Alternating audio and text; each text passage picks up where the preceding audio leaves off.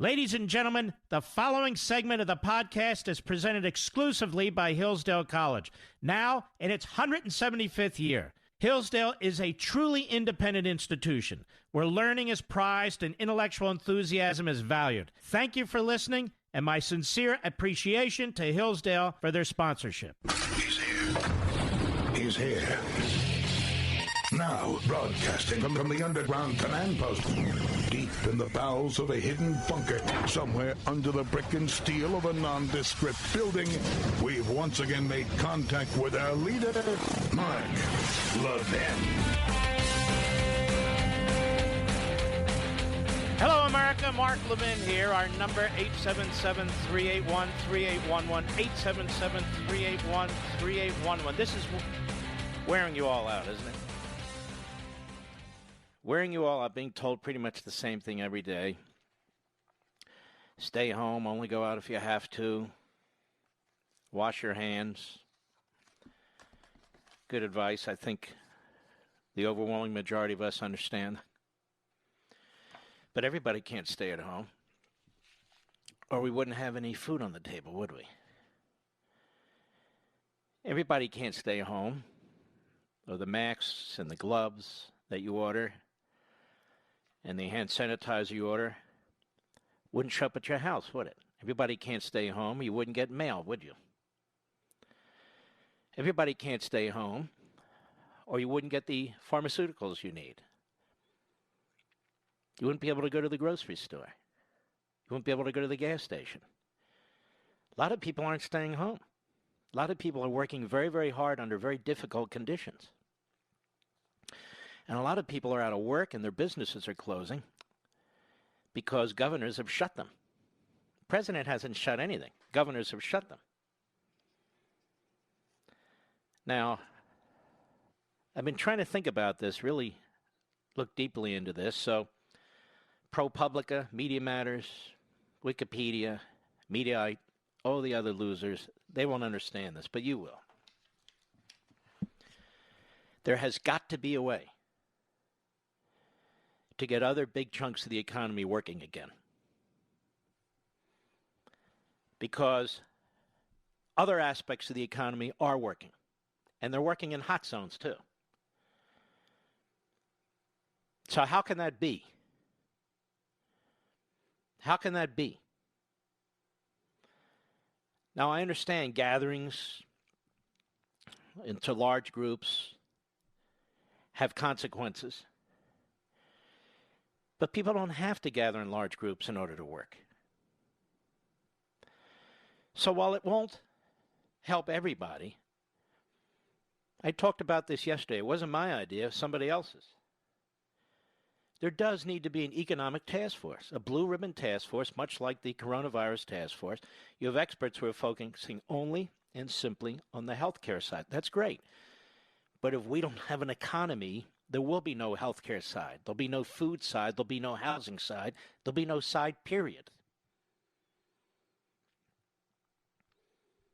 Now, I admire some of these governors and these mayors,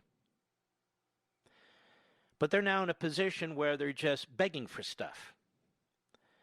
I mean, they're trying to do what they can within their states and within their cities, but they're basically just begging. Some of them are demanding, arrogantly, that people provide them with the things that they need. And many of these are politicians who didn't give pandemics a second thought, or who had a choice between solar panels and ventilators and chose solar panels. That would be Cuomo.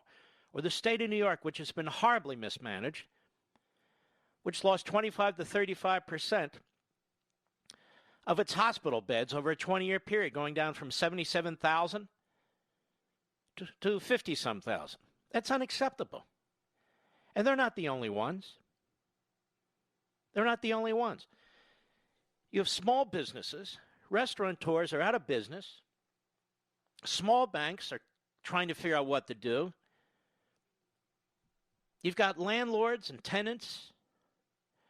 It's a very complicated and complex economy that we have here, ladies and gentlemen. And anybody who thinks the federal government can run it through loans and subsidies and this, well, they're wrong. Loans and subsidies are for an emergency. They're not for the broad-based economy. The government can't replace the economy. It just can't. And it's not going to. They tried it in Venezuela. They tried it in Cuba. They've tried it in other places. Of course, they don't put smiles on their faces, as the people who suggest to us that they know how to manage all these things do.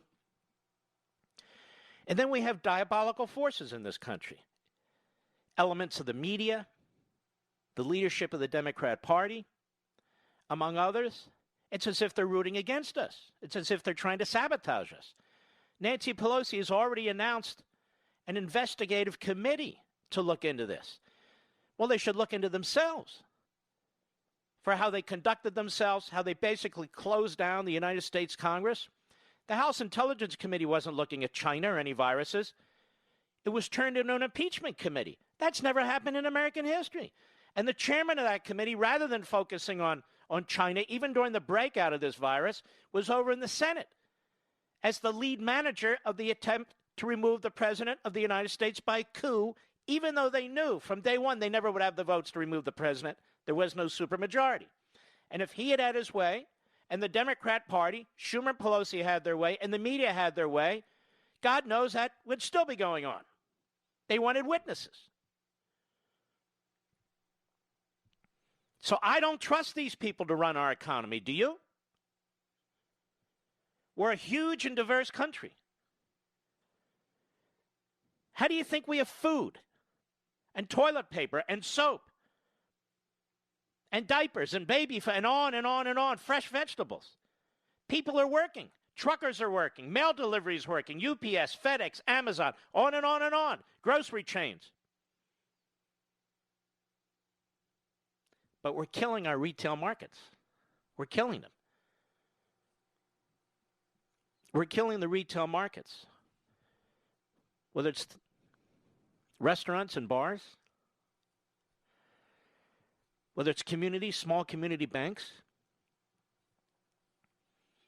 whether it's the neighborhood mall,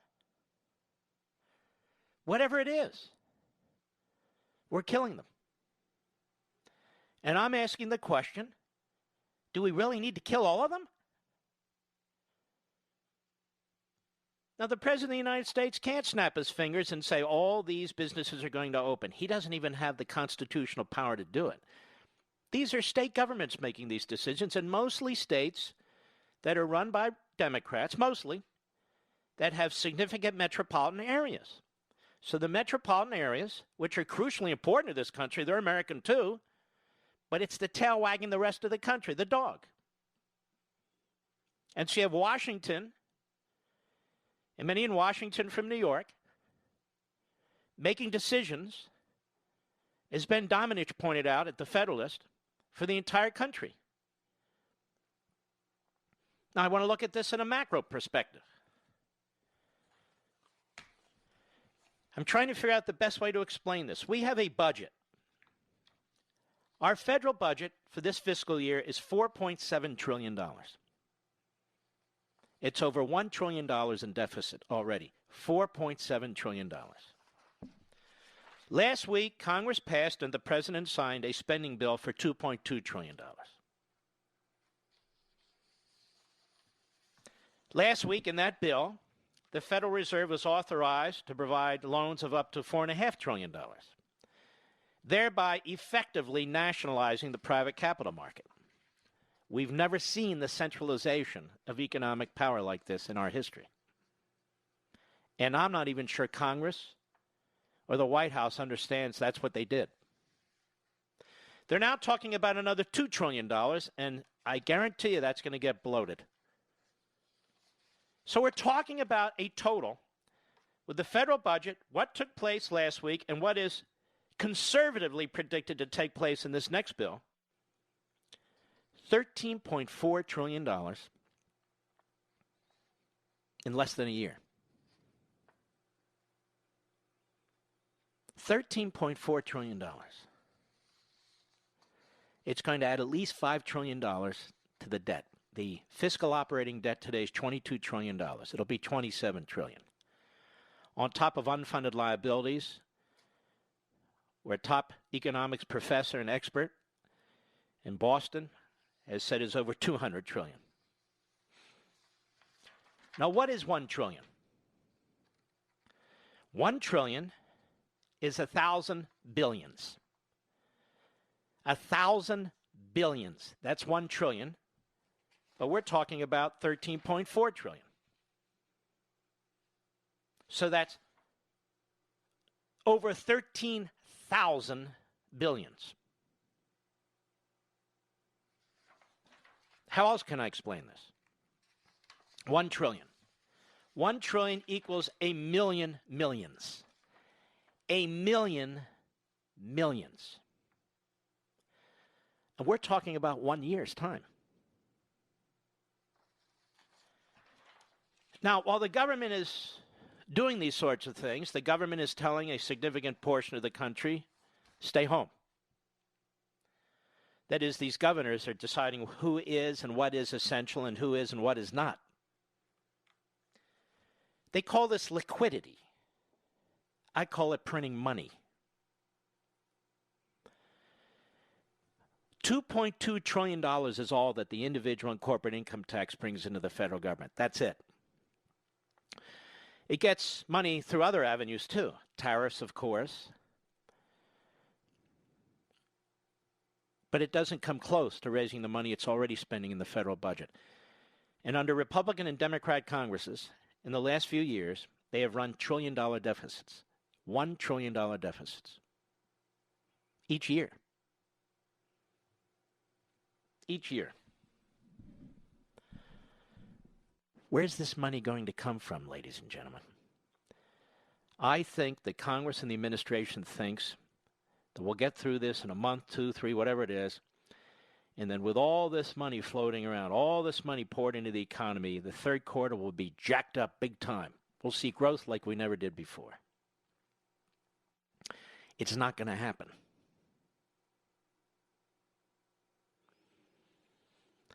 This is not stimulating anything. There's almost a schizophrenic argument for what they're doing.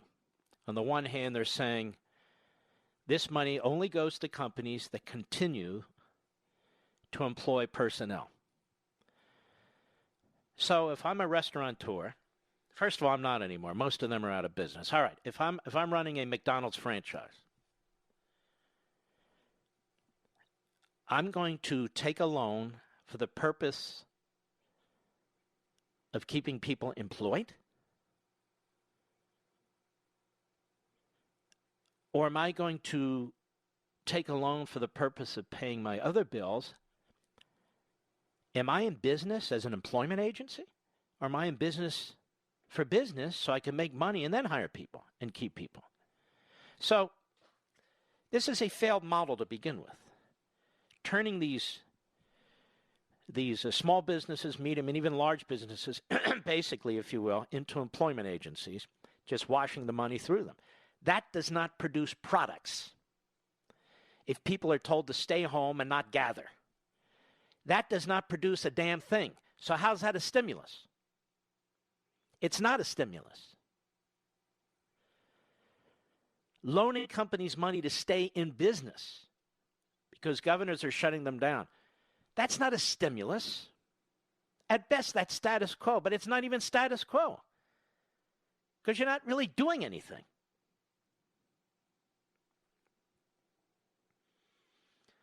I'm deeply concerned about this. Deeply concerned about this. Infrastructure. Infrastructure? What does infrastructure have to do with what's going on today, the virus? You're going to expand airports when the planes aren't flying? You're going to expand and improve roads when people are being told not to drive? You're going to build more public transportation? My God, when people are told, stay away from public transportation, they're like sardine cans. Well, what are they going to spend it on? And why now? Well, to jack up the economy. Well, let me tell you a little secret. The vast majority of people who are unemployed are not going to pour cement. They don't know what rebar is, or they don't know what to do with it. This is a boondoggle for the states and localities and the federal government. And there's nothing new about this. This has happened from time to time in this country. It happened under Franklin Roosevelt. He said, we got to put America back to work. And so what did they do? They did that, and they had 25% unemployment. The only way to open up the economy is to open up the economy. And if you can't open up all the economy, in addition to the parts that are already open, then try and open up parts of the economy. You are not going to deficit spend your way out of this. And my grave concern, ladies and gentlemen, is when it's all said and done, we're going to destroy big aspects of this economy. Socialist regimes, the most aggressive socialist regimes, attempt to spend their way out of their promises, whether it's Venezuela or Cuba, whether it was Germany after World War I, whatever it is. It never looks good. I'll be right back. Mark Levin.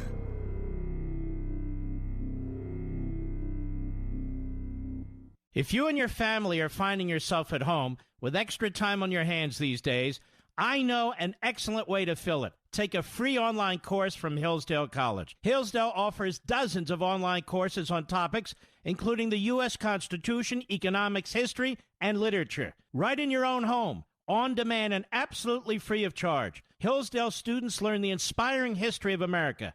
Now you can too, with Hillsdale's newest free online course, The Great American Story, A Land of Hope. Learning and teaching our children about America's past is essential for preserving liberty in the future. Register right now to take this free online course, The Great American Story. It's a production masterpiece, and it paints a picture of America as a land of hope, founded on high principles. This course and dozens of others on a variety of topics are available to you and your family for free right now. Go to levinforhillsdale.com, Levin for Hillsdale.com.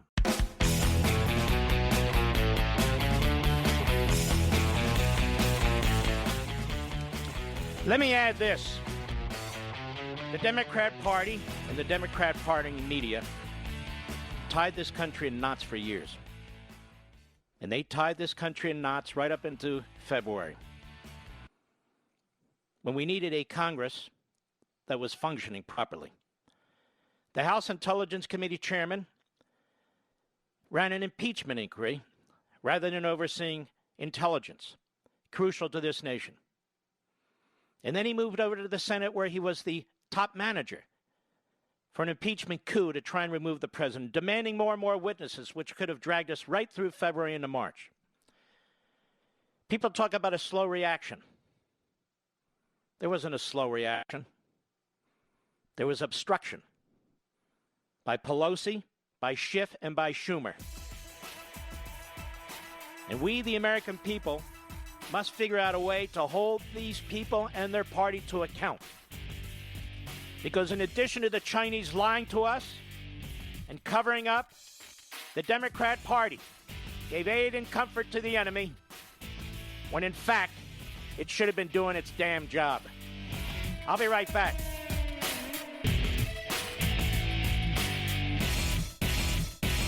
If you and your family are finding yourself at home with extra time on your hands these days, I know an excellent way to fill it. Take a free online course from Hillsdale College. Hillsdale offers dozens of online courses on topics including the U.S. Constitution, economics, history, and literature. Right in your own home, on demand, and absolutely free of charge. Hillsdale students learn the inspiring history of America.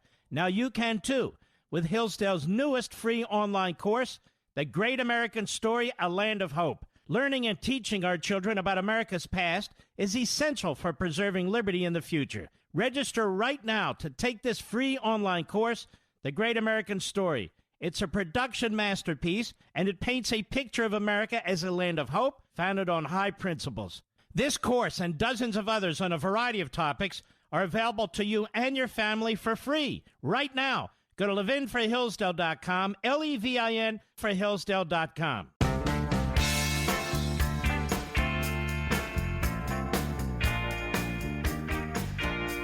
Some people talk about the Tea Party. We are the Tea Party. Call in now, 877-381-3811. I don't know if these numbers were a hold. I just report what I see. I'm not the green eye shade guy at the CDC or at the Labor Department, for that matter. But Goldman Sachs, for what it's worth, predicts unemployment to hit 15% in this coming quarter, and we're going to know very soon. And the gross domestic product to drop 34%. So 1/3. You can deficit spend all you want, but you cannot deficit spend your way to prosperity. I'll say it over and over and over again. The government shut down the economy, that is, these governors and so forth, and they need to open up big chunks of the economy again. And then you have governors like DeSantis who've been resisting this groupthink to shut down everything. But he eventually did. Of course, he came under attack for not taking this virus seriously enough. I come under attack for this too, by these truly stupid quasi-human beings, if you will. Now, I just did a partial list. Somebody's providing us with food and heat and clean water and electricity, gasoline for our cars. Somebody's driving our trucks, delivering our mail, UPS, FedEx. Grocery stores are open. Somebody's putting that stuff on the shelves. We have drive-through fast food. Somebody's handing us that food. You have soap and diapers, toilet paper, prescription drugs, and on and on and on. Pharmacists. That's doctors, nurses, cops, firefighters, ambulance drivers. Amazon, Google, Facebook, Twitter, all working. 7-Eleven, and on and on and on. So not everybody is in their home. Not everybody's lost their job. Not every business is shut. And so what I'm suggesting to you is we need a task force, not with Mnuchin and government ties, but a task force of individuals, good, smart individuals, with no ideologues or agenda except that they believe in capitalism in the private sector, to look at the various sectors of our economy and to urge these governors and mayors, where relevant, and I think it's probably relevant in a large number of ways, to open them. To open them. Why is it that when it comes to our police officers, our ambulance drivers, excuse me, our firefighters, our emergency personnel, hospital workers, we don't say shut all that down because some percentage of these wonderful people will get the coronavirus? We say no. They have to work. We need them for the public good and public safety. And you read these terrible reports, 17% of the NYPD has and so forth and so on. Nobody would even suggest shutting down the NYPD. Obviously, you can't. But they say we want to flatten the curve. Except when it comes to these people. Because we need them. And I'm not saying we should be frivolous about this at all. But I'm saying we ought to take a good look at these various businesses and so forth. Because I don't think that balance is in place right now. I don't think that's happening. Keep in mind, again, the President of the United States, he's not a governor. He didn't shut these businesses and he can't open these businesses. But there's no reason they can't look at this and provide guidance, just as they provide guidance to states on the medical issues. Otherwise, we're going to go broke here in a very ugly way.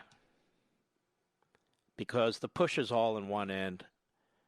Washington is going to spend and spend and spend and spend. Infrastructure? Are you kidding me? Now you're going to spend $2 trillion on it? Well, it's always been the plan. I don't care if it's always been the plan. You just spent 2.2. And $4.5 trillion on loans. You're not going to create jobs. If you're putting people out of work in New York, in California, in Illinois, and so forth, Michigan, how are you going to put people to work? I really don't comprehend this. I like to think I'm relatively intelligent. I don't know. When I see them building roads, they seem to congregate, don't they, Mr. Producer? All around the cement mixer. You name it, whatever.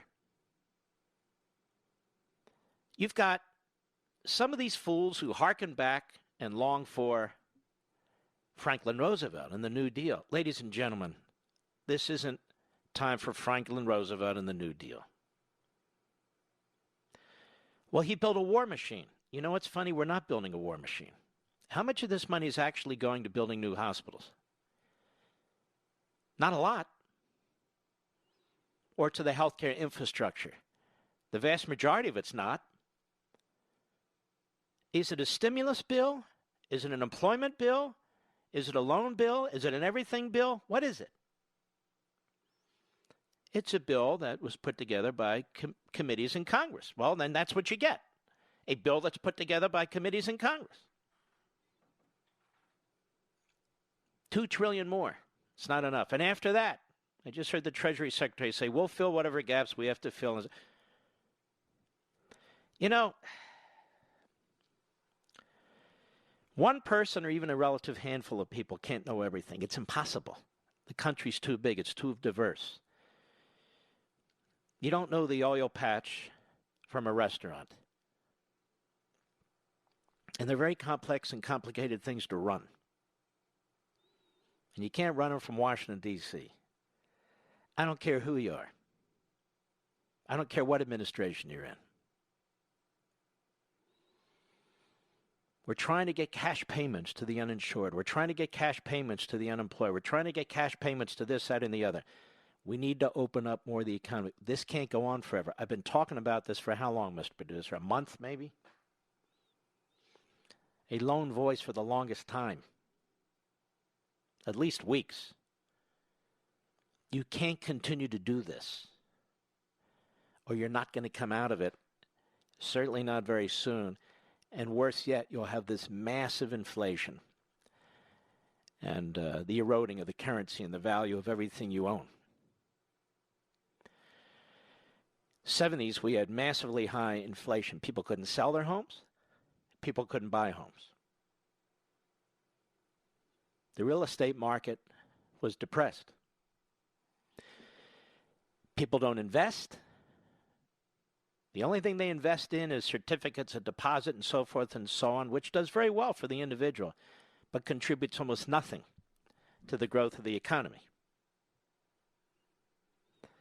What happens when you have a weak currency is the cure is extraordinarily painful.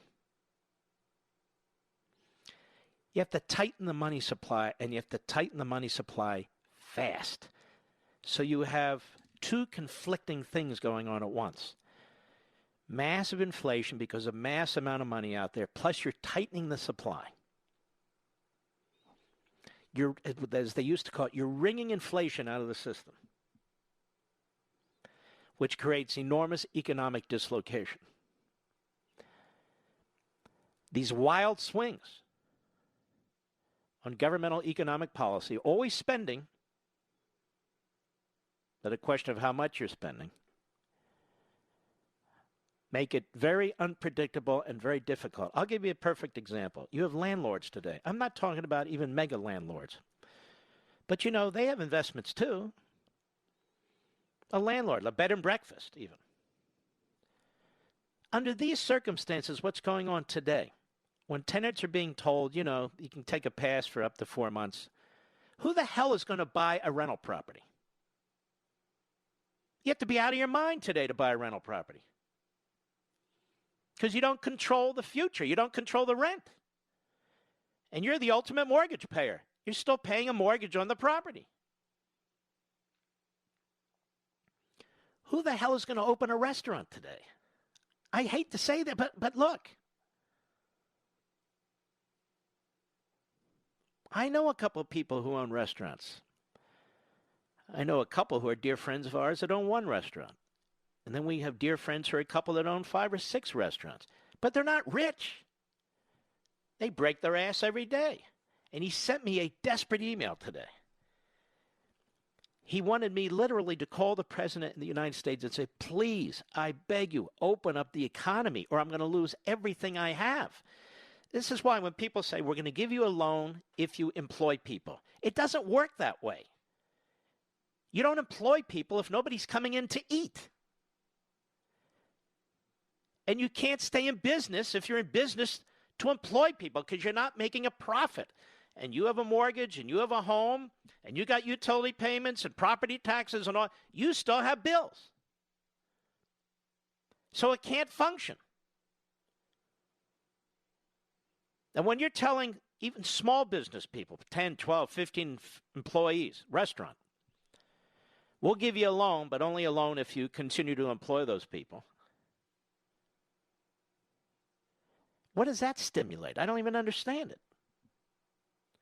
You're turning them into small unemployment operations. So, and I'm not attacking the administration or anything of the sort. I absolutely am not. I do not wish to sabotage. I'm trying to provide additional advice, additional information, macro and micro, anecdotal examples, carry them through in your own mind and you understand what I mean. You look at these absolutely incredible numbers of trillions and trillions and trillions. We talk about them like millions and no, these are trillions. We used to talk about billions this way. Now we're talking about trillions this way. What's the number after a trillion? A zillion? I don't even know. But this is third world stuff. This is what they do in the third world with these socialists. When they find out they're running out of things to redistribute, what do? They print more money. They just keep printing money and giving it away to quiet the populace. They print more money. Then we're going to have spectacular growth. No, you're not. You may have a big spike, but it'll be momentarily, relatively speaking. I'll be right back. Mark Levin.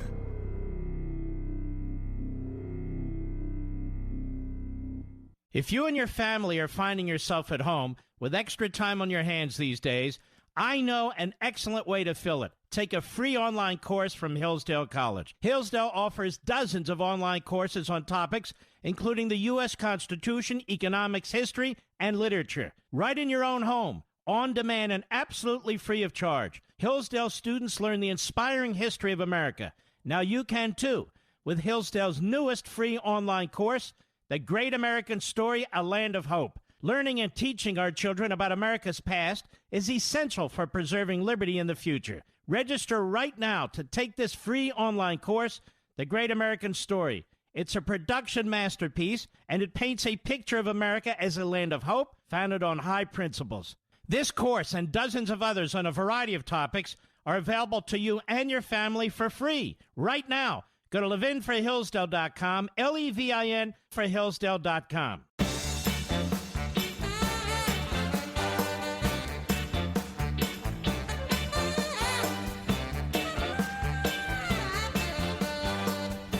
So the Democrats want to set up a select committee to investigate the handling of the coronavirus. These are the people who were distracting the nation at the time.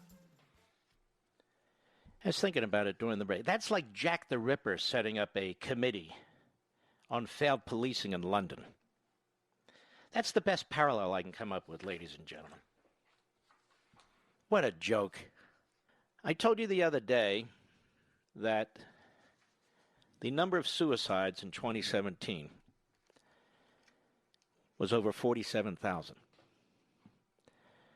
And when you have an economic downturn, that number jumps. And it's very, very upsetting, isn't it?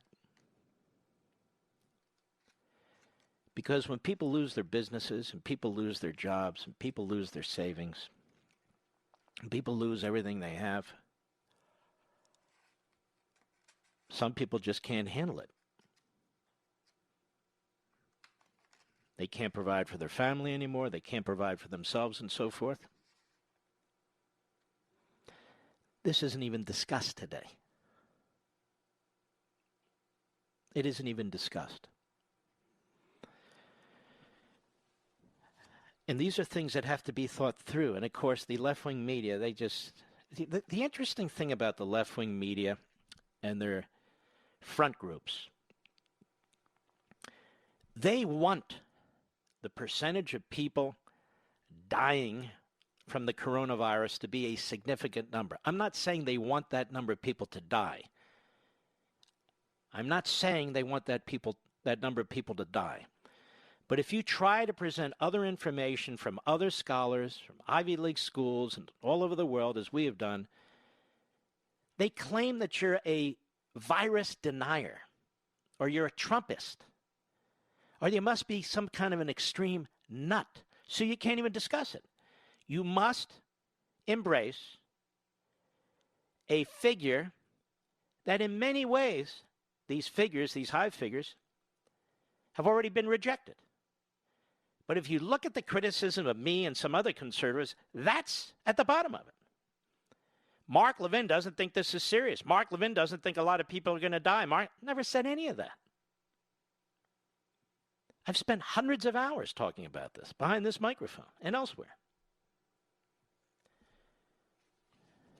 Over 99% of the people who get this virus will not die.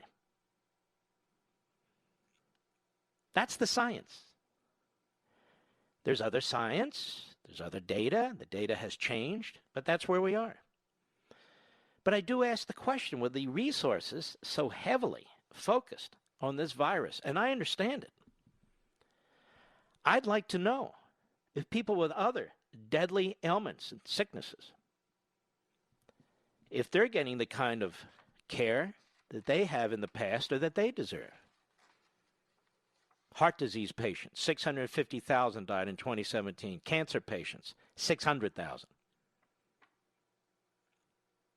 Chronic lower respiratory disease, 160,000. Stroke, 146,000. Alzheimer's, 121,000. I'm just asking, but you're not allowed to ask, because that means you're denying that this virus is a bad thing. And, of course, they ignore what Dr. Fauci himself said on January 26th. They ignore what they and their media friends said late January, early February, even into mid-February. They ignore what their favorite politicians said. Just go about your business. Don't really worry about anything. But the truth is, they were following the same quote-unquote science as the rest of us are following. And so there is, not in every respect, but in some respects, conflicts on the science, on the numbers, on the models. But you better not look at them. You better not discuss them. The numbers have to be high or you're a denier. I'll be right back. From the Westwood One Podcast Network. He's here. He's here. Now, broadcasting from the underground command post, deep in the bowels of a hidden bunker, somewhere under the brick and steel of a nondescript building, we've once again made contact with our leader, Mark Levin. Hello, everybody. Mark Levin here. Our number, 877-381-3811, 877-381-3811. Now, again, anecdotal, the people I know who are going to lose their businesses, none of this so-called stimulus is going to ultimately help them. You see, let's talk about a restaurant. You run a restaurant. Why do you hire people, Mr. Producer? To serve the clients, right? To serve the customers. To make the food, to make the drinks, to serve the customers, to clean the restaurant, wash the dishes, to do your books, I don't know, whatever. So let's just take an example. You're a restaurant in California or New York, wherever it is, and the government orders you to shut down. So what the federal government has said, so generously, is, we'll give you a loan. You can file for a loan. But you have to make sure you do not fire any of those people.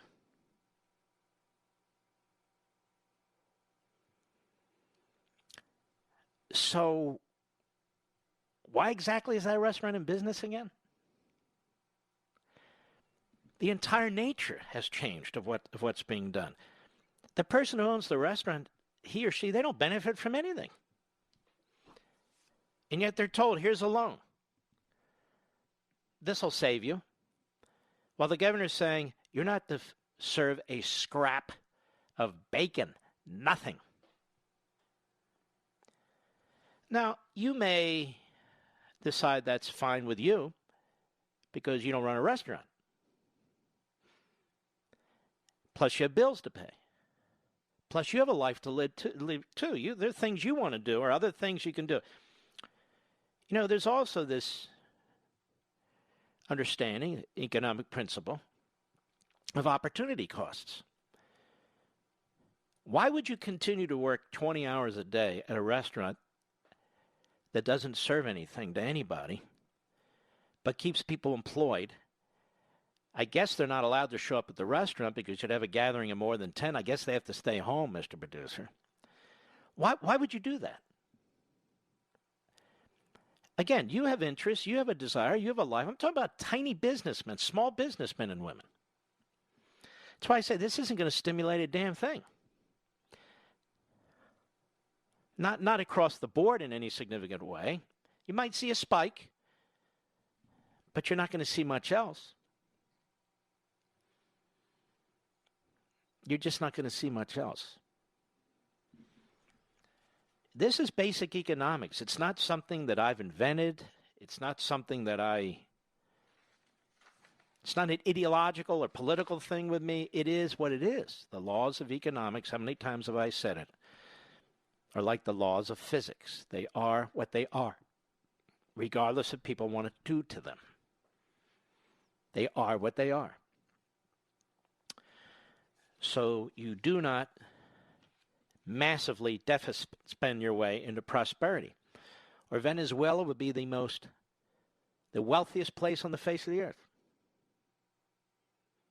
The wealthiest place on the face of the earth. There would never have been a republic after the Weimar Republic. Would have been the wealthiest place on the face of the earth, rather than those people pushing those wheelbarrows full of useless money. You don't think a great country can fall? It can. And when you lose your economic system, and when you lose the rule of law, you lose the civil society.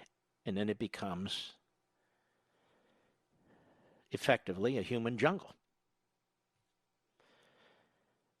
I've been talking about civil liberties. Again, I'm not saying that these governors and mayors and the federal government, there aren't things they need to do. What I am saying is, it's never discussed. If I hadn't brought up civil liberties several weeks ago, nobody'd be talking about civil liberty. Where the hell's the ACLU? Where's anybody? We should at least say, look, we're weighing these things and we need you to do this temporarily. We don't even hear that. Temporarily anything. Maryland. The state's closed down until the governor decides to open it. Virginia, he says the state's closed down to June 10th. Where did he get June 10th from? I have no idea. You got governors shutting down gun shops. Why? More than 10 people congregating in gun shops? Doesn't have to be. A gun shop owner can say 3 people at a time come in. There's many ways to. They shut them down. Why? Because they can, apparently. You have a reporter yesterday at the presidential press conference. Mr. President, she says, some of these governors that aren't telling people to stay at home. Can't you just make that decision? Take the power from the governor, she said, and make the decision yourself? Listen to this. Can you imagine that power in the wrong hands? There are politicians, I no doubt believe Schumer, Pelosi, and their ilk, who would take that power and run with it. Because that's what the left does. This president's far more careful. He's even said, look, I'm not going to start nationalizing businesses and doing this sort of thing. The governor of New York, who failed the people of New York when he failed to purchase more ventilators in 2015, but he wanted solar panels. His priorities were all screwed up. That governor and the two prior governors, even Republican, they didn't want to spend money on hospital beds. They had other priorities, you know. Well, now that is bitten the people in New York very, very hard. And so what does he do at every press conference? We need, barely literate, we need more ventilators. We need more hospital beds. We have an apex coming. The country has changed in a way that it can never be normal again. And we're doing everything humanly possible, things we've never done before. Well, let's talk about before, Governor. Nobody can be prepared. I've said it over and over again.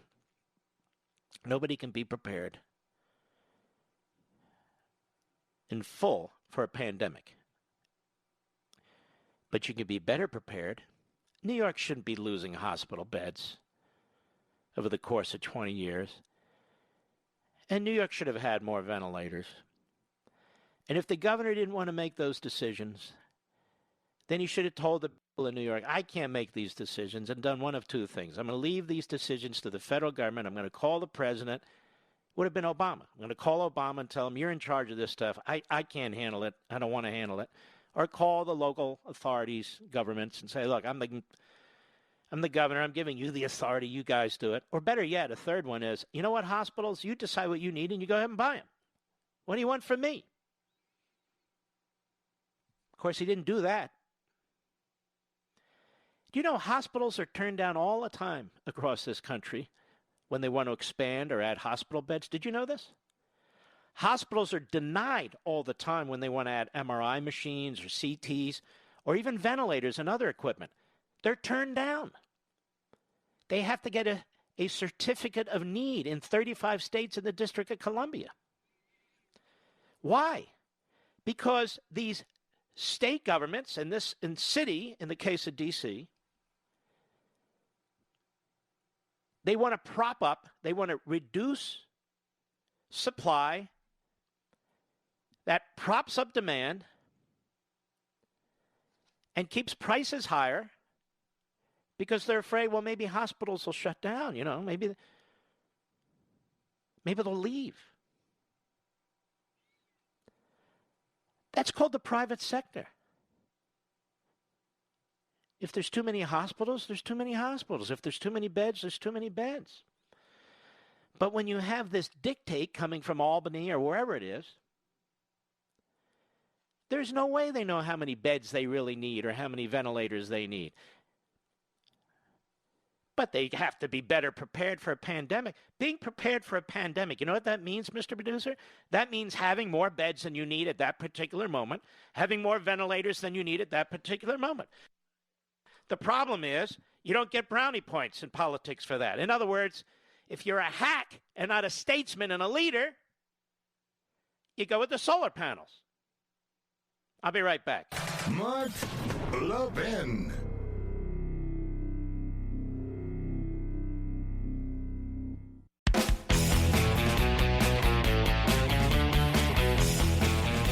Well, I thought I'd bring in a dear friend, a man I have a lot of faith in, Jim DeMint, former senator from South Carolina, the head of the Conservative Partnership Institute, wrote a brilliant piece in The Hill today. How are you, sir? Mark, I'm doing great. It's good to hear from you. Well, Jim DeMint, I want you to tell the American people what you think about what's going on and whether you have any concerns about what people are doing and talking about when it comes to the economy. Well, Mark, let me put this in perspective if I could, because since the beginning of our country, we have sacrificed millions of our best and brightest young people to protect our freedoms and our way of life. Over the last couple of months, however, we have given many of those freedoms away. We now have mostly a government-directed economy. A lot of the salaries are being paid by the government. We're being told we can't meet with people or we can't go to church. We just need to step back from this and realize what's going on in the middle of this. I'm not underestimating the danger of a virus, but we cannot support our healthcare system and support our way of life if we allow our economy to crash. And Mark, I don't think we can wait another month to begin the process of getting people back to work. We've got probably 45 states with pretty low infection rates, and with the right safety protocols, we could put most of America back to work. If we don't, I'm afraid in a few months, we're going to be in a Great Depression. And we can't ask the doctors and scientists to balance the risk. And the media doesn't allow for distinctions here. If Trump starts talking about putting people back to work, they'll say blood's on his hands, because they would love for the economy to be in a depression in November. So he's in a trap. What we have to do as citizens and as folks who are leaders, particularly in the conservative movement, is say it's time to have a good balance between the economy and healthcare, and let's start to put people back to work. Brilliantly stated, Jim DeMint. I'm not hearing a lot of conservatives and conservative groups speak out right now. They seem kind of passive, don't they? Well, you're accused of, again, you can see... you can see what I'm accused of. Wait until you're done. Wait until you'll see what you're accused of. Well, yeah, I mean, I know, but people have got to step out there and start telling the truth. I'm calling all over the country of folks who support the conservative partnership, almost to a person. They realize, and most of them are in the high-risk groups. It said, we're not willing to sacrifice our whole country and the future for our children and grandchildren in order to save me. And I'm in a high-risk thing myself, but it's just not worth it after all the sacrifice over all the years is to do what we're doing. And we've never done this, Mark. We've never intentionally shut down our economy. And let me give you one example. I've got a friend who's got over 200 fast food places. He's been trying to apply for the business continuation that was in the last stimulus bill. But in order to get it, you have to have at least 75% of the employees you did when this happened. He can't get his people to come back to work because they're getting paid more on unemployment for the next 4 months than they would if they came to work. And so he can't get the business continuation insurance, and in 4 months those jobs won't be there, and the Democrats will be crying to extend unemployment as they always do before. I mean, we're digging ourselves in a hole, and it doesn't make sense. And I know the infection rate could increase, but Mark, right now we've lost fewer people to this than we have to the flu this year. Oh man, you're going to be hammered now. I've raised these points too. Go right ahead. Well, no, I mean, a lot of folks, I mean, I guess millions could die, but when in a couple of months when people are in food lines, and we need to look at worst case scenario on the economy side. Mm-hmm. And I know that in a month, millions of small businesses are going to be out of business, and they may never come back. I agree. Jim DeMint. Dr. Birx, who I don't know, seems like a nice enough lady.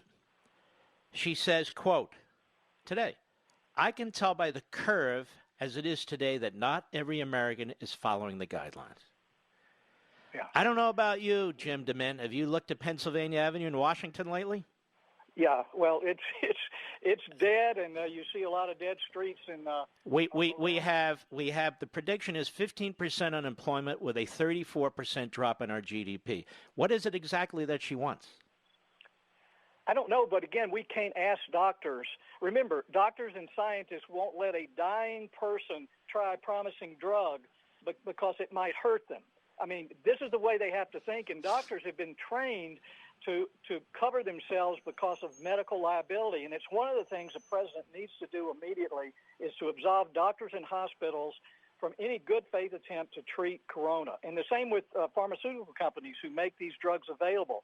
And businesses as well, Mark, we've got to make sure that they're not liable if they bring people back to work, because everybody's in the risk management business, particularly doctors. So if we're waiting for doctors to say we can go back to work, it isn't going to happen, because you're always at risk when you leave your house. And so we do have a serious disease. There's no question about it. I'm not a doctor, but I was a small businessman for a long time, and I know that I couldn't have gone 1 month without revenue, having to keep employees. After 15 years of building a business, I'd have had to close it down, and you can't start it back up immediately. So all I'm saying, Mark, is we need to balance the risk on the healthcare side and the economic side. And the media won't let us have any distinctions here. So we just need some bold leaders. And Trump has been really patient listening to doctors, but it's time he advises governors to make good decisions, send people back to work in as safe a way as possible. Let's continue to build medical capacity. But I just know, I've been in business a long time, we're not going to have the country we want in a couple of months if we do what the left wants us to do, and that's to stay shut down. Jim DeMint, let me ask you a couple more questions here. If the economy collapses, what happens to doctors, nurses, medicines, and hospitals? Well, all of that is dependent on the private economy, the supply chains, the pay. I mean, the government can't print enough money to support an idle America. And we'll probably print $10 trillion in new money this year. If you look at all the things the Federal Reserve is doing, the Congress is doing, the deficit, the loss of tax revenue. And I mean, we're going to have third world type monetary policy if we keep doing this. We can't. You know, it's amazing. I've been saying this too. You see, because you're a principled person, you know your history, you understand economics. You come out of a small business. I come out of a small business background with my parents. And people don't understand. You weren't in business to take loans to keep people employed. You'll go under. And my parents couldn't do that either. It's not possible. It's not what you do. No, when it looks like you're going out of business, the last thing you want to do is borrow money to keep paying people who aren't working. I mean, this whole thing is not going to work. The government cannot manage our economy. But Jim DeMint, I'd like to hold you over after the bottom of the hour. Please don't go away. And we'll be back. You know why I call him the great Jim DeMint. In a moment with Jim DeMint, who runs the Conservative Partnership Institute. We'll be right back.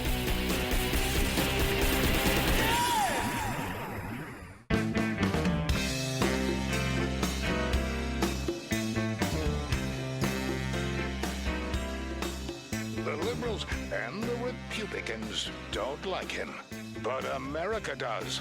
You can call Mark Levin at 877-381-3811.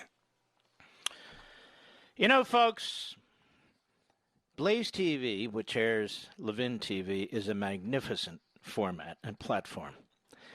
We don't buckle under pressure. We look at these crises and we say, now's the time to stand up.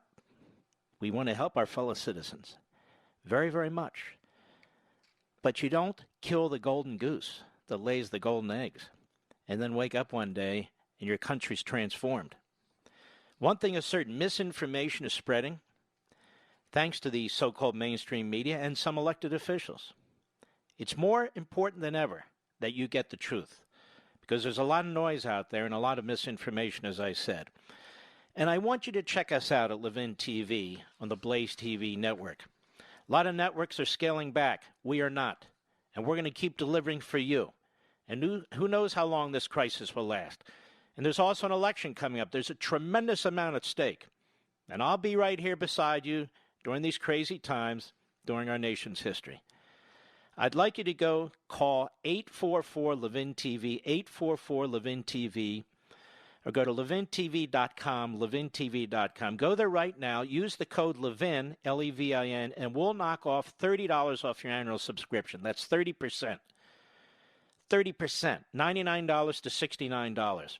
You'll get all Blaze TV, the whole network, for $69 a year, plus my show. That's less than $6 a month.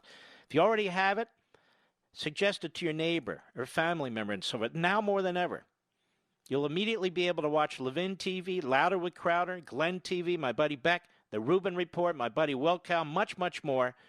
No matter what happens in the world, we will be here for you. We will be here for you. Give us a call at 844-LEVIN-TV, 844-LEVIN-TV, or levintv.com. I hope that's right. Or you can go to blazetv.com. We have a lot of ways for you to get to us. All right, Jim DeMint, who runs the Conservative Partnership Institute. So we're at a fork in the road. We kind of already gone down the wrong fork here, but they're talking about another $2 trillion infrastructure program. When I'm not seeing a lot of cars on the street, when I'm not seeing a lot of airplanes in the air, there's no time for this right now, is there, sir? Mark, if we're really in crisis and we're sending people home, the only thing that Congress should focus on is how to get out of this. And I don't want to see another bill go through Congress right now because we saw the last one had so much of the liberal leftist baggage on it. I'm hoping that through the national emergency declaration that the president has given, that some of this can be done administratively. But mostly what we need to do is get America back to work because we cannot print enough money. And that's what they're talking about, whether it's infrastructure or the virus relief, is we already had a $1 trillion deficit when we started the year. And like I said before, I think it's going to be closer to $10 trillion and new monetary printing this year. And so I don't see any solution except let's start the process, get people back to work, and do everything we can to expand the medical capacity. But the last thing we need now is an infrastructure project that goes through Congress that collects all what we call Christmas tree ornaments from the left. You know, Jim DeMint, I said this earlier in the program. We're getting food and heat and clean water and electricity, gasoline for our cars. We have truckers, we have a mail service, UPS, FedEx, grocery stores working, fast food drive-thrus. We get soap and diapers, toilet paper, prescription drugs, you name it. We have doctors, nurses, cops, firefighters working in the middle of hot zones. We have Amazon, Google, Facebook, Twitter, 7-Eleven. Go on and on and on. Your point, my point is, people are and can work, and somebody needs to sit down and take a look at this rather than using a broad brush. And then we have Dr. Burke saying, we're not doing enough. I don't know what else we can do. The economy's dying. Well, Mark, I've tried to look at the medical statistics, and again, I'm not claiming to be a scientist, but it looks like that anyone of working age who doesn't have a already pre-existing condition is at very little risk of this thing. Now, some of us who are older, who have diabetes or whatever, we might have to stay at home. But there is no reason that young people, apparently hundreds of thousands, maybe even millions of people have gotten it, don't even know they had it. Mm-hmm. And this is crazy to destroy our country. I'm not talking about a shutdown here. I think we're destroying our country, our way of life, for a virus that's not nearly as dangerous as Nazi Germany or other enemies that we've had in the past. And I just hate to see us give it all up because we're afraid of something here that we can't even see. I've said that China now has done more damage to America than the Soviet Union ever could. You agree with that? I do. I hope they're not smart enough to have done this on purpose. But they could not have come up with But just by their cover-ups and all the rest of it. Go ahead. Yeah. Well, no, they couldn't have come up with a better strategy to just humble a capitalist system with a democratic system of government. And I'd like to make a distinction there because we're acting like a democratic system rather than a constitutional republic here because of all these edicts and orders that are coming out. Certainly, we have to give advice and things like that, but we are a constitutional government. A lot of mayors and governors are way outside of their authority right now of shutting things down. Isn't it amazing, Jim DeMint, how little the media give a damn about civil liberties? Isn't it amazing? Well, they have an agenda, and civil liberties are not part of it. I mean, this is going to script for the liberal media, for the Democrats right now. It could not be more perfect for them, and it's hard for me not to be a little conspiratorial here, but I don't think they're smart enough to have conspired to do this, but they're smart enough to take advantage of a crisis, and that's what they're doing right now. Tom Coburn was a very, very close friend of yours and mine. A wonderful, wonderful man. And we've talked about him on this program. We had my friend Mark Meckler on, Convention of States. You worked very, very close with Tom Coburn. I want you to tell the American people about Tom Coburn, and I want you to tell them what you think he'd be saying today. I hope he didn't hear about the stimulus that went through before he died. But Tom, when I came to Congress, he'd been there a few years. He came with the 94 group, Republican Revolution. I came in 98. But I saw someone who gave me an example that you could fight against a system and you could survive. And I don't know what I would have done without Coburn showing that you could stand up against Republican leadership or Democrat leadership. But this is a citizen statesman from the word go, term limited himself. He was a doctor. He went home after 6 years, like he said, and then came back to the Senate. Just a great example for all of us. And, he was just tough enough for the system, but he spoke the truth, and we're going to miss him. But we need about 100 more of those in the Senate. We could save this country in a hurry if we had more people like Tom Coburn. You used to head something, I think it was called the Senate Conservative Fund, correct? Yeah, I started that to help elect more conservatives to the Senate. And who did you help elect? Well, Ted Cruz, Mike Lee, Pat Toomey. Marco Rubio, Ron Johnson. Rand Paul.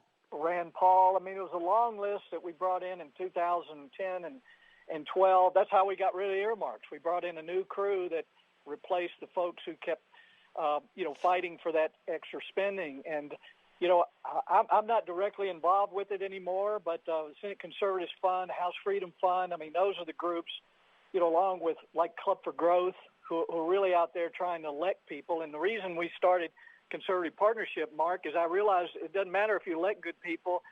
If you don't take care of them when they get there, they're all going to join the swamp, or at least most of them will. So that's what we're trying to do now. Jim, for most of my career behind this microphone, almost 20 years, I've said I was born in the wrong time of history. I would have loved to have been one of the framers that gave birth to this magnificent system that we have here. Then I had a caller call me last month. No, Mark, you were born in the right time. And as I look at what's going on today, Jim DeMint, I think all patriots better get the hell together and start speaking out right now. Or you're right. This economy is going to take a severe dive, and we're not going to know what's left. Yeah, well, everything we care about rides on the back of the economy, but also the spiritual side of our country. All of those are being threatened right now. But if I can just add a little commercial to, you talked about Levin TV and Blaze. I think the future of the truth is going to depend on subscription-based media like yours that doesn't have to depend on corporate advertisers. And so if I can put a plug in for folks to join up, that's the only way to keep people from being intimidated by big corporations who own a lot of the media, and they're a big part of the problem now. So conservatives at the grassroots level all over the country need to come together and support some media that tells the truth. And so I've got to vouch for you and Blaze TV and Conservative Review and the folks out there who are doing this right. Well, I appreciate it, and they are a wonderful group of young people. They really, really are, who really believe in this country, and quite frankly, are very upset and concerned about what's taking place. Jim DeMint, head of the Conservative Partnership Institute. If people want to contact that group, where do they go? Conservativepartnership.org. We'd love to have folks on our email list so we can keep them up to date. All right. God bless you, sir, and thank you. Jim DeMint. Boy, he came out like I've never heard him before. I've never heard Jim DeMint fired up like that in my life. Never. Never. He's very, very worried, as am I. I see Republicans panicking. I see really two people driving the narrative at these press conferences. I see a president who is doing everything humanly possible to do the right thing, because he cares and loves his country, cares about his fellow citizens. And I do think it is our place as citizens to give our own advice to these Republicans and to Washington and everybody else. I'll be right back. Mark Levin.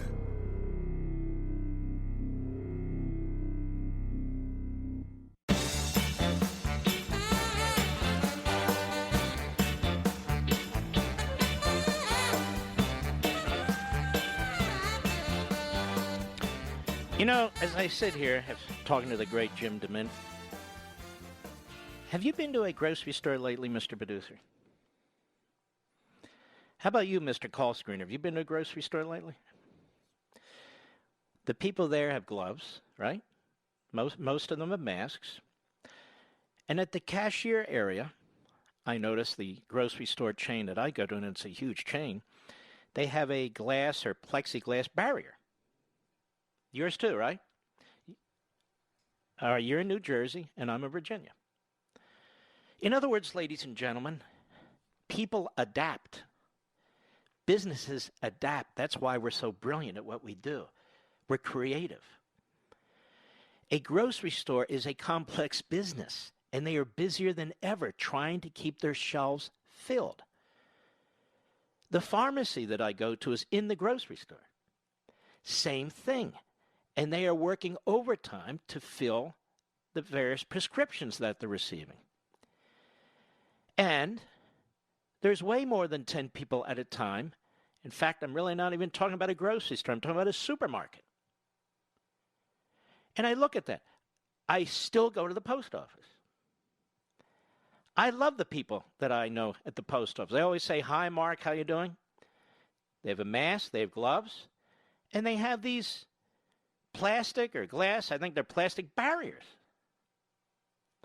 And the postman's delivering the mail, they're adapting. And they're moving millions and millions of packages, but God knows what's on them, and seeing millions and millions of people every day. Same with every grocery store in America.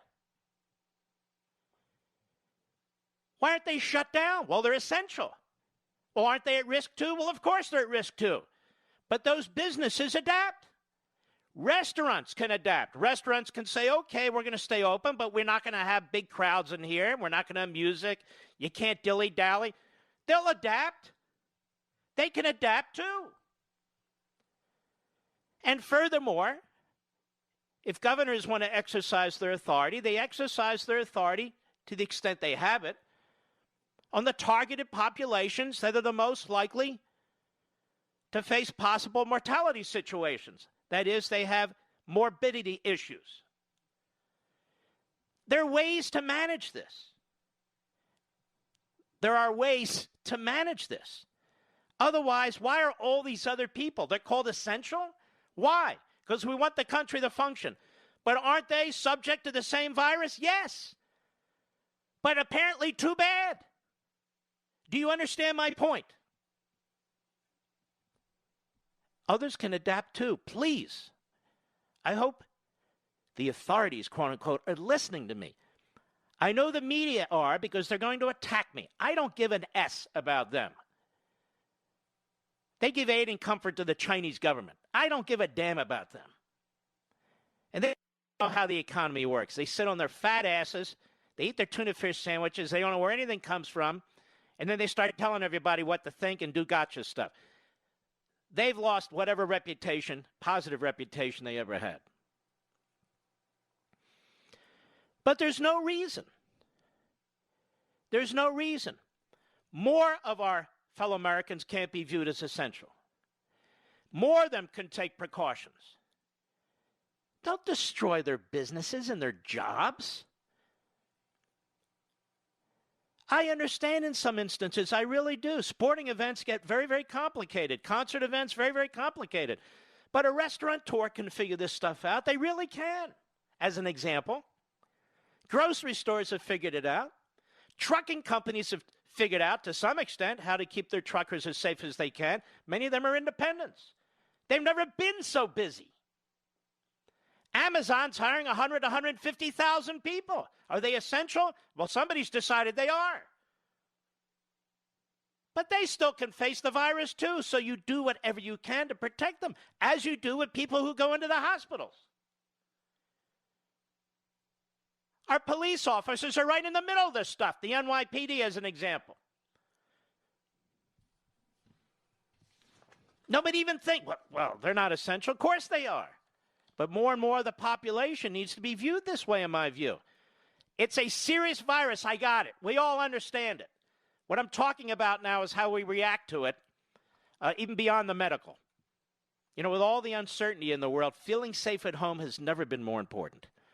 It's why I want to talk to you about Simply Safe Home Security. They are longtime friends of the Mark Levin Show, and for good reason. You just order online, set it up yourself in under an hour. Today is the perfect day to do it. And your home is protected 24/7 with emergency dispatch for break-ins, fire, and more.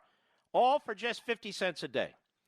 And we're not the only fans of Simply Safe. U.S. News and World Report named Simply Safe Best Overall Home Security of 2020. Right now, when you head to Simply Safe, simplysafemark.com. You, my listeners, will get free shipping and a 60-day risk-free trial. That's simplysafemark.com to make sure they know that our show sent you. From Simply Safe and all of us here, wishing you safety and good health. I will be on Hannity tonight at 9:20 p.m. Eastern Time, 6:20 p.m. Pacific. I will be on Hannity tonight, 9:20 p.m. Eastern Time. I don't believe I've been on there for about a month, give or take. See, I have Simply Safe, ladies and gentlemen, and you know what else surrounds my house, Mr. Producer? The Second Amendment. So with Simply Safe and the Second Amendment, I feel I'm pretty safe here in the Levin bunker. I'll see you in a few minutes. From the Westwood One Podcast Network. Ladies and gentlemen, this final hour of the podcast is sponsored exclusively by AMAC, the Association of Mature American Citizens. Now over 2 million conservative members strong, AMAC believes in and stands up for the values that we care about: faith, family, and freedom. Thank you for listening, and please support AMAC. And you can become a member at amac.us/join. He's here. He's here. Now, broadcasting from the underground command post, deep in the bowels of a hidden bunker, somewhere under the brick and steel of a nondescript building, we've once again made contact with our leader, Mark Levin. Is there any company in America that's considered patriotic by our government? There seems so many to be under attack. Hello, America. I'm Mark Levin. Our number 877-381-3811. 877-381-3811. You've got companies making products they've never made before, and they're under attack. It's just incredible. Jim DeMint's right. We've already lost part of our country. There's a couple great pieces out there I want to bring to your attention. Over at The Federalist, which is a great site, David Marcus, who's a great writer. It's entitled, "The Media's Hatred of Trump is Endangering Lives." From the beginning of the Wuhan virus outbreak, many in the media have been playing a dangerous game in which their objective has been to make President Trump look as bad as possible. What else is new? If something bad is happening, it's Trump's fault. Remember when Trump mentioning the promise of hydrochloride? As a potential treatment was treated as him selling snake oil to the American people. Now the New York Times reports it helped victims in a study. Remember when a man died because he and his wife ate fish tank cleaner because Trump told them to? Now it turns out she's a big donor to the Democrats. When the president and vice president began holding daily briefings to inform the American people of what was going on, the media spent most of its energy focused on minor rhetorical differences in how Trump and Drs. Anthony Fauci and Deborah Birx described what was going on instead of the vital information the briefings provided. When the American people saw through the pundits like a poorly made piece of two-way glass, the president's approval rating spiked. So what was the reaction of the heroes in much of the news media?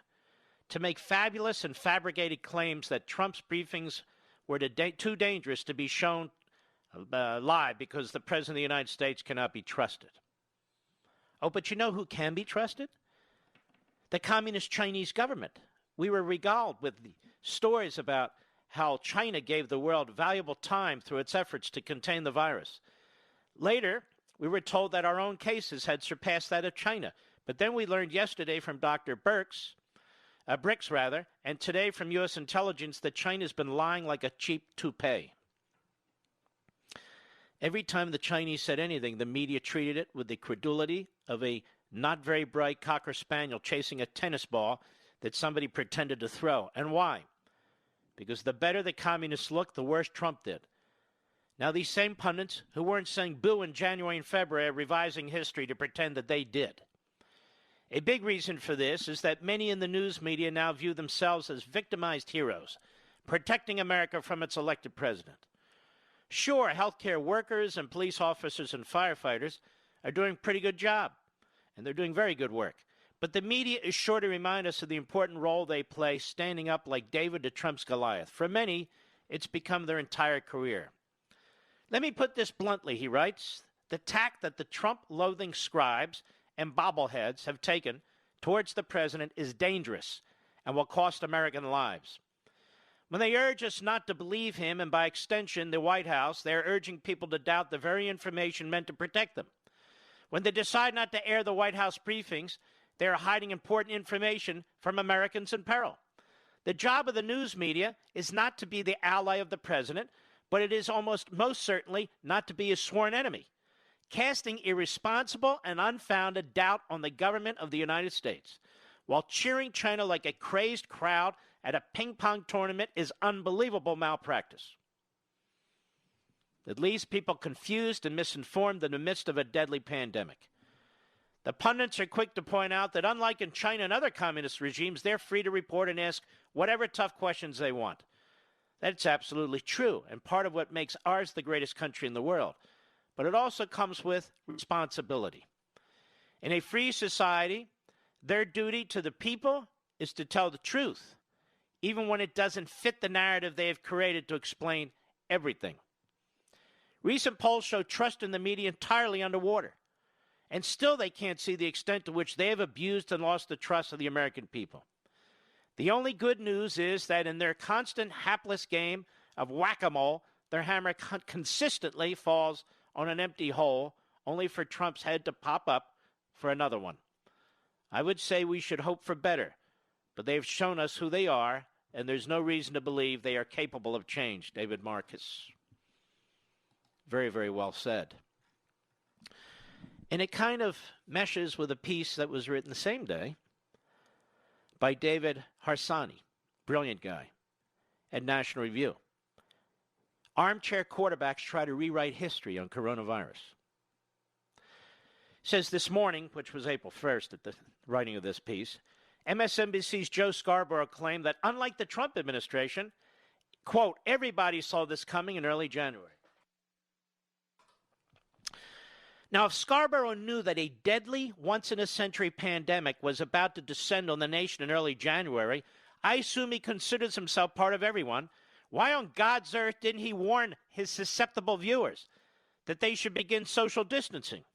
Why didn't his producers book a single expert who could beseech his viewers to start wearing masks, to shutter their non-essential businesses, and to avoid church and sporting events? Why didn't he mention coronavirus at all?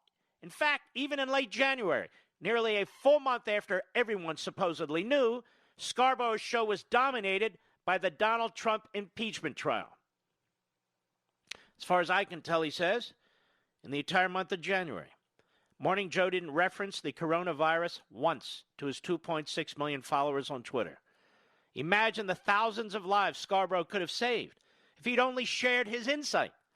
Does, quote-unquote, everyone include the World Health Organization, which claimed in a January 14 tweet that the preliminary investigations in the Chinese authorities found, quote, no clear evidence of human-to-human transmissions of the novel coronavirus, unquote. By the way, follow the science. Just don't follow the World Health Organization. Does everyone include the Chinese government, whose propaganda Scarborough shares as reliable data? Because it was China's downplaying and lying about the coronavirus that ensured it spread around the world. The blood is on their hands, not on the hands of your least favorite American politicians. In early March, when reporters were fixated on a vacuous debate over the political correctness of affixing China to the virus's name, researchers at the University of Southampton released a study indicating that 95% of virus cases would have been prevented around the world if the communist regime had acted 3 weeks earlier. If China had intervened just 1 week earlier, there would have been a 66% mitigation, while 2 weeks would have led to 86% fewer cases. Scarborough, like most of us, was busy talking about the impeachment trial in early January, and that's exactly the topic we should have been focusing on. We had no business expecting our elected officials or our media outlets to obsess over every outbreak in China. No doubt I'm older than many, he says, but I can recall warnings about perhaps a dozen potentially dangerous epidemic breakouts around the world. None of them ever materialized in a legitimately scary way for us. It's human nature to assume similar outcomes. And if China had acted like a first world nation, coronavirus would have been contained. Even if Scarborough had warned us, what would the public have done differently in early January before a single confirmed case in the United States? When Trump did something, quote unquote, in late January and restricted travel to China, I don't recall a single mainstream pundit applauding him for taking the virus seriously. In fact, the opposite happened. And even if we had listened to the scientists, the United States would not have been able to avert the coronavirus. And I'll pick up from there. If we had listened to America's most respected public health official and doctor, Dr. Fauci, on January 26th, we wouldn't have done anything, because he said he believed it would be a bad flu, akin to a bad flu. I don't blame him. He didn't have enough data. But then again, why are they attacking the president? All he's done is listen to the scientists. Every word. And when I interviewed Dr. Fauci on Life, Liberty, and Levin, that's what he told me, that the president listens to the science. Well, sometimes the science has been very, very badly wrong. So why do they attack the president? Why? Because they're putrid. That's why. I'll be right back. Mark Levin.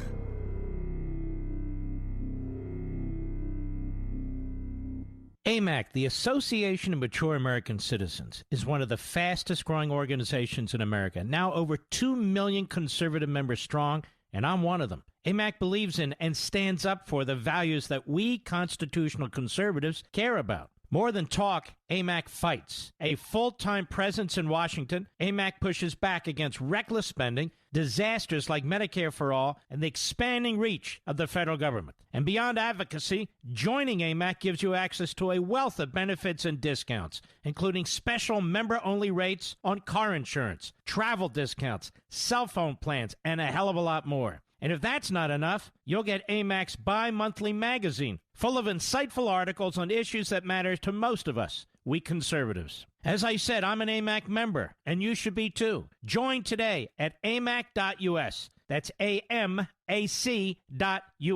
Stop supporting the liberal agenda that the other 50-plus organization has been pushing for. Join AMAC instead. AMAC.us.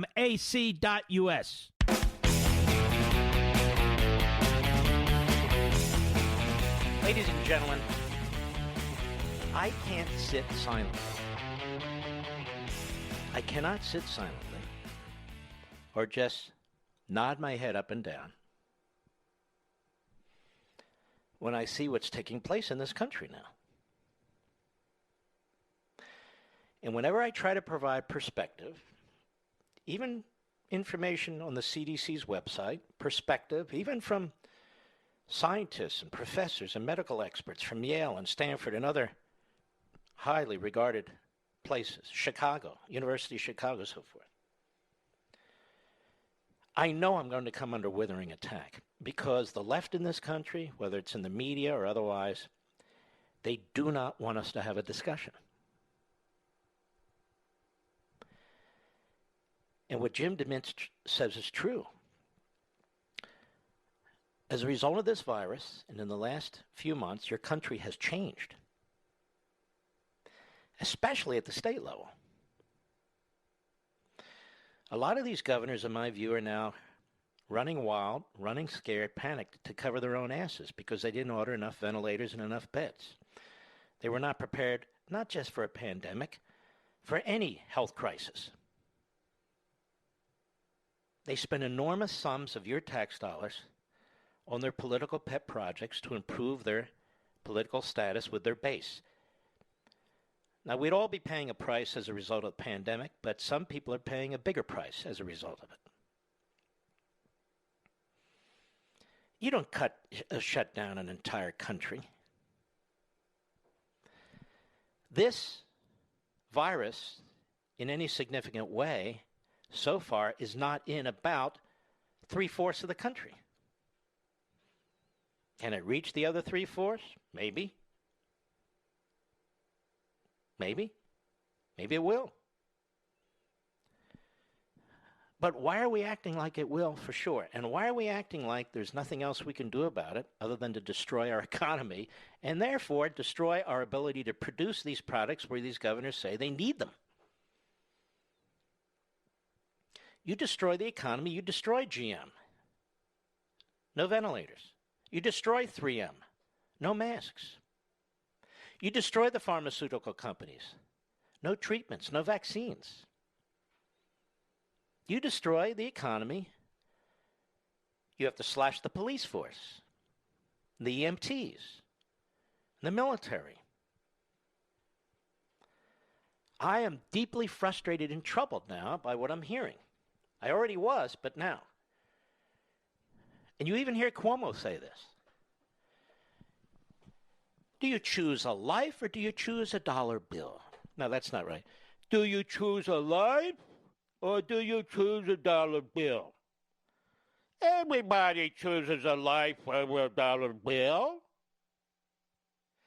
You idiot. You're the one with the dollar bills looking for equipment to buy that you didn't spend the money on properly 5 years ago. Tell me, how humane is it to be unemployed? Or humane is it to see people lose their life savings in their businesses? Or landlords to go broke? Or tenants to be unable to pay their rent?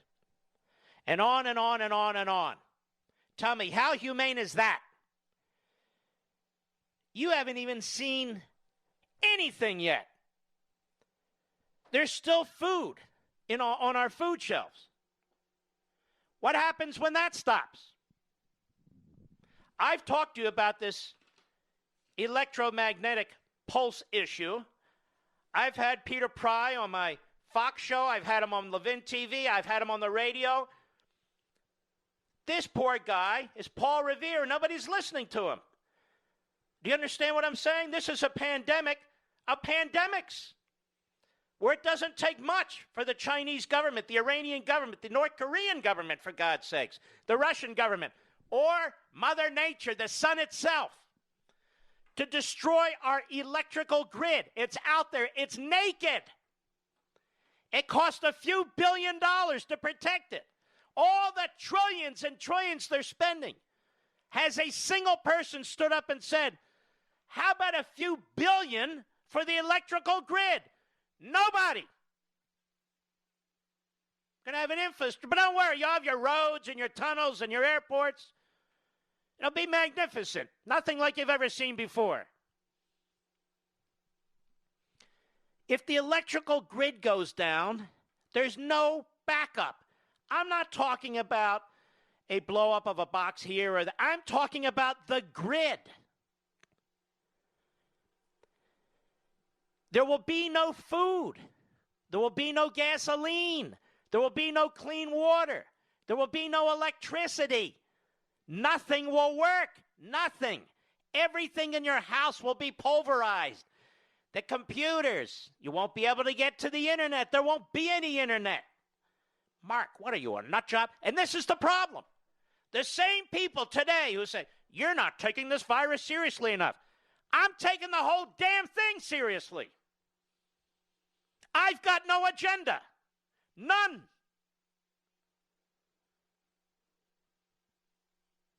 And if the electrical grid goes down, the country's done.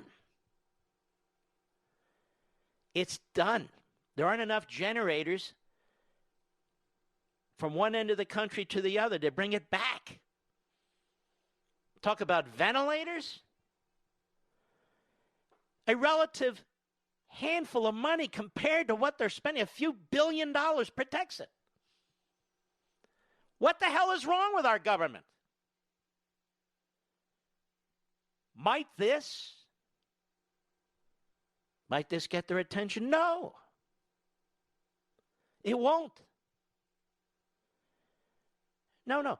They have their agenda. They want to put workers in the boardroom, and their color and religion is crucial to the Democrat Party. They want same-day voting registration so they can turn the whole country into California. This is their agenda. They are power-hungry, insane people. And they're having an enormous impact on what's going on right now, and they're dragging this country into a place we don't want it to go. I'll be right back.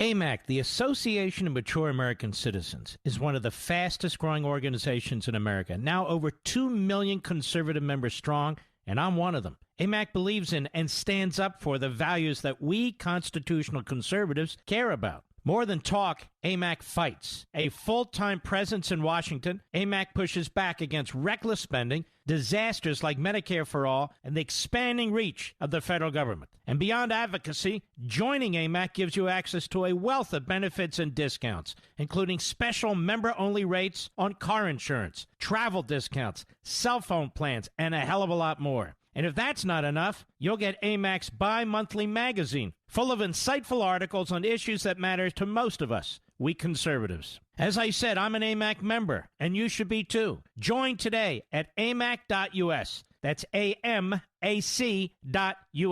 Stop supporting the liberal agenda that the other 50-plus organization has been pushing for. Join AMAC instead. AMAC.us.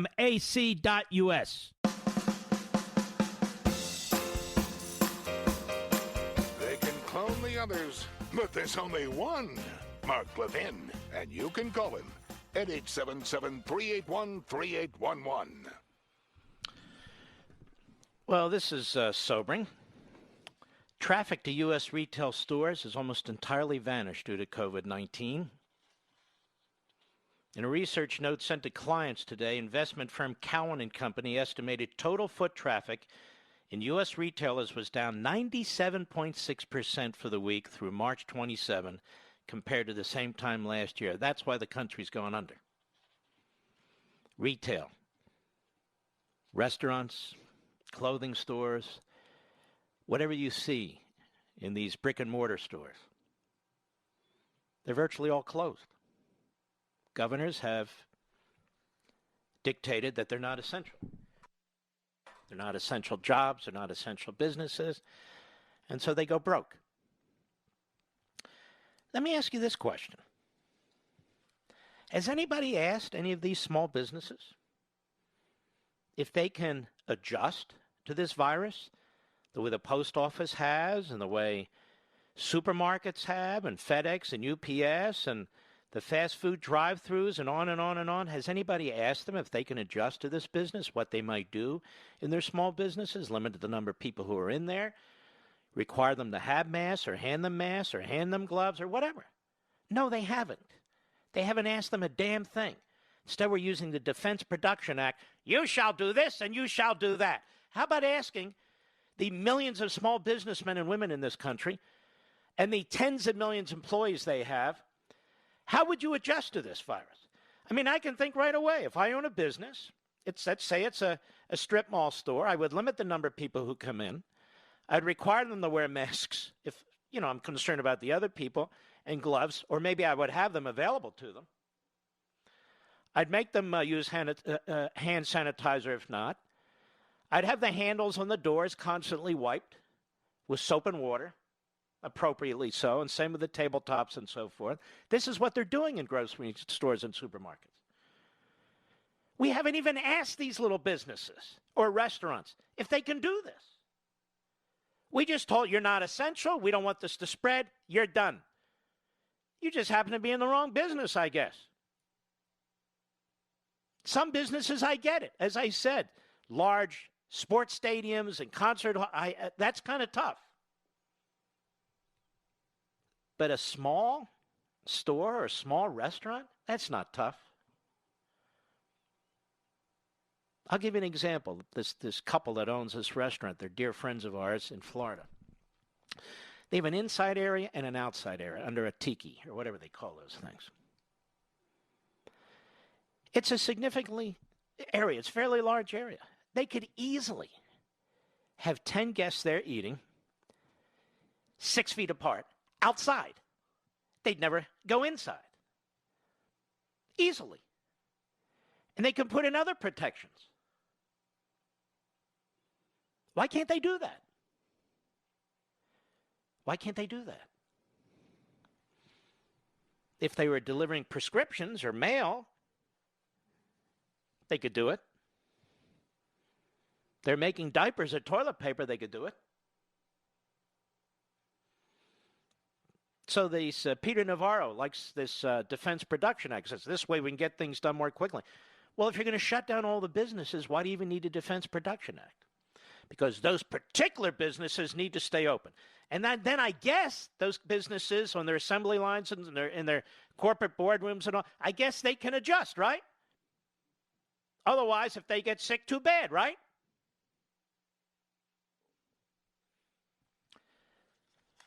I'm getting increasingly frustrated. My wife will tell you, I couldn't even sleep last night thinking about this stuff. I'm sure many of you can't either. It's just really, I've never seen anything like this. The virus, never seen anything like that. And I've never seen anything like what's going on around it. Some of it is justifiable. There's no question about that. But we're not even allowed to talk about, think about, have a task force to look into, opening up different parts of our economy, looking industry by industry, small business by small business. Why not? Don't forget, I'll be on Hannity in about 40 minutes, 9:20 p.m. Eastern Time, 6:20 p.m. Pacific Time, and all other related times. You've heard this today. I've heard you hear this today. As soon as I saw it on the internet, I knew every radio broadcaster would play it and not give credit where credit is due. I will give credit where credit is due. It came from BizPac Review. And even their comments been regurgitated by broadcasters all over the country. And I'll tell you what it is, and they're right. But I play fair. It's called ethics. They did the work. They get the credit. Here's the president at the State of the Union speech, February 4, 2020. And keep in mind, it wasn't until February 5, 2020, that the Senate finally ended the coup trial. Cut one, go. Protecting Americans' health also means fighting infectious diseases. We are coordinating with the Chinese government and working closely together on the coronavirus outbreak in China. My administration will take all necessary steps to safeguard our citizens from this threat. Now, you and I, we watched this speech very, very closely. And we saw a few things. Number one, not a single media person commented on that. Not one. Not one. Number two, not a single guest commented on that. Not one. Number three, as the posters at BizPac Review noted, Nancy Pelosi's response was to rip up the speech. To rip up the speech. And days before, the President of the United States ordered the border closed, travel to and from communist China, for which, of course, he was attacked. And I'll have you know and remind you that he did that literally days after Dr. Fauci told podcaster Castamedes and owner of WABC, by the way, that this really wasn't much more than a bad flu. Trump concluded it was worse. So this is what the president said on February 4th. You didn't hear a single Democrat talk about it? You didn't hear a single news person mention it? I'm talking about in the State of the Union speech. And yet, I can tell you, having worked for President Reagan, that space in a State of the Union speech is precious space. Every cabinet secretary, every agency head, every issue-oriented matter, people try to get into the speech. That's how big the speech is considered. This was in the speech and got no attention whatsoever. The same frauds in the media. We played you that montage by Grabian, another wonderful site, in which Democrat Party presser after Democrat Party presser, that is phony journalist, told people, just go on with your lives. They all thought it was 9/11. 9/11 was horrific, but it was different than this. This is different than that.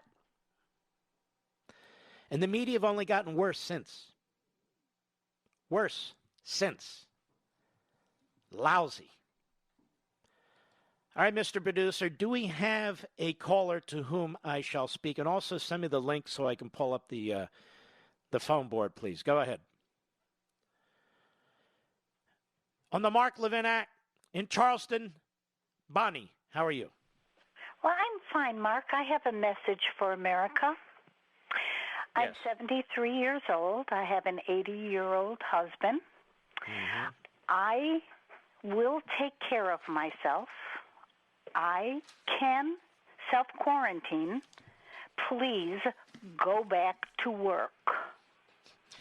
And listen, go back to work can be done in a very, very responsible way. Nobody has asked any of these businesses what they would do in the physical structure of their businesses to address the virus. Many of them have ways to do it. I've seen it with my own two eyes, haven't you? I've seen it at the grocery stores and the post office. But, Mark, they are assuming that we senior citizens who've been through a lot of stuff in our lives.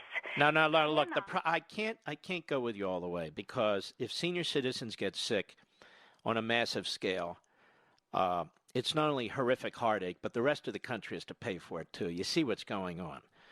I think senior citizens, particularly those that have some kind of morbidity, should stay home, should be careful, and should ride this out. I really do believe that, because I care about them. That said, everybody's not a senior citizen. Everybody doesn't have a morbidity.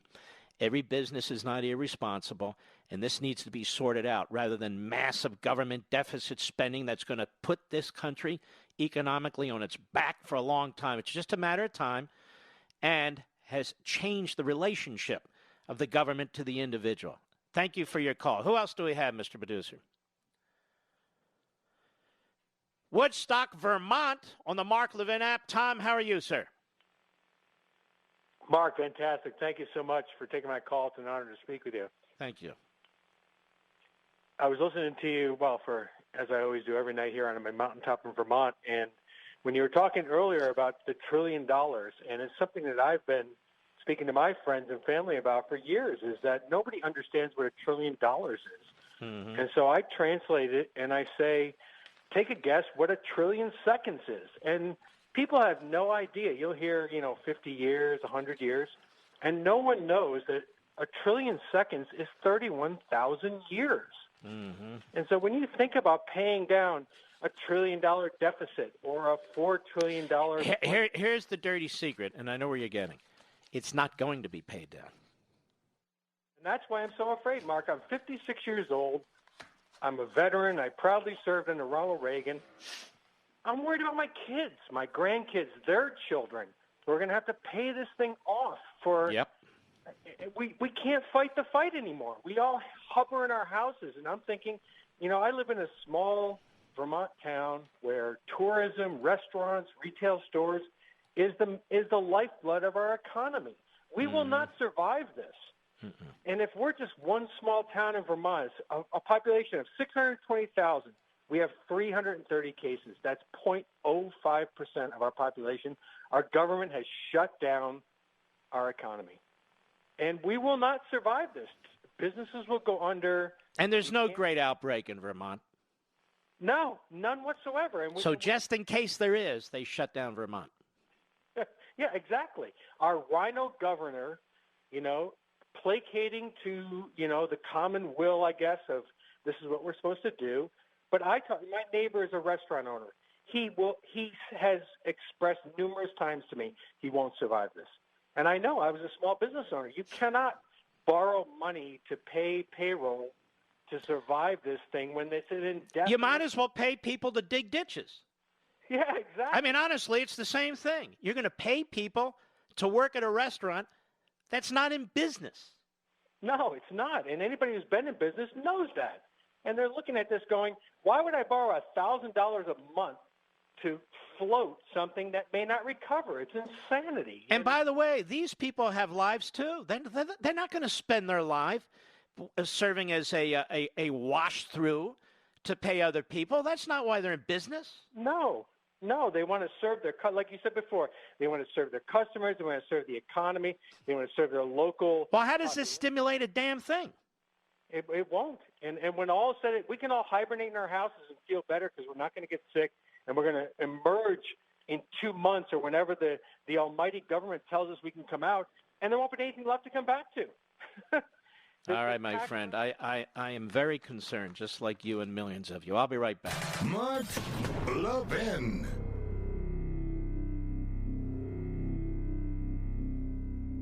AMAC, the Association of Mature American Citizens, is one of the fastest-growing organizations in America, now over 2 million conservative members strong, and I'm one of them. AMAC believes in and stands up for the values that we constitutional conservatives care about. More than talk, AMAC fights. A full-time presence in Washington, AMAC pushes back against reckless spending, disasters like Medicare for All, and the expanding reach of the federal government. And beyond advocacy, joining AMAC gives you access to a wealth of benefits and discounts, including special member-only rates on car insurance, travel discounts, cell phone plans, and a hell of a lot more. And if that's not enough, you'll get AMAC's bi-monthly magazine, full of insightful articles on issues that matter to most of us, we conservatives. As I said, I'm an AMAC member, and you should be too. Join today at amac.us. That's AMAC.us. Stop supporting the liberal agenda that the other 50-plus organization has been pushing for. Join AMAC instead. AMAC.us.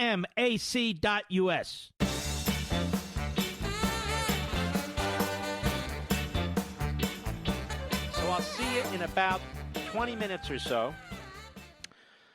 on the Fox News channel on Hannity, where we're going to get into a variety of things. I don't know what he's going to ask me, but I do know what I want to talk about. Let's take a call. Let's go to Jonathan, Tallahassee, Florida, XM Satellite. Quickly, go. Hi, thanks for having me on this evening. I wanted to talk to you about the Treasury Department and the Fed and how they're going to be working. 1 minute, go. Hi, this is Jonathan. I was calling. Just 1 minute. Go ahead, Jonathan. That's Mark. Go ahead. Okay, yeah. I wanted to ask you about how the Fed and the Treasury Department is going to be working together now. I saw that they're going to be, looks to me like the Fed is going to be accepting the risk and the Treasury Department is going to be retaining all the assets with this new stimulus bill. What is your take on that, and does that effectively cut the Fed off at the knees? Well, I don't care if it cuts the Fed off at the knees. What I got out of this is $4.5 trillion in loan authority. Effectively, that centralizes and nationalizes the private capital market.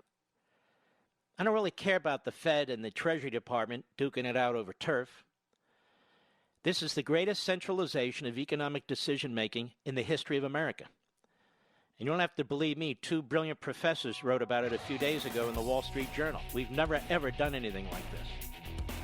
Ladies and gentlemen, we salute our armed forces, police officers, firefighters, emergency personnel, doctors, nurses, truckers, grocery store workers, all you folks who are helping us in every way imaginable. Thank you. I'll see you in 20 minutes on Hannity on the Fox News channel. Be safe and God bless you. From the Westwood One Podcast Network.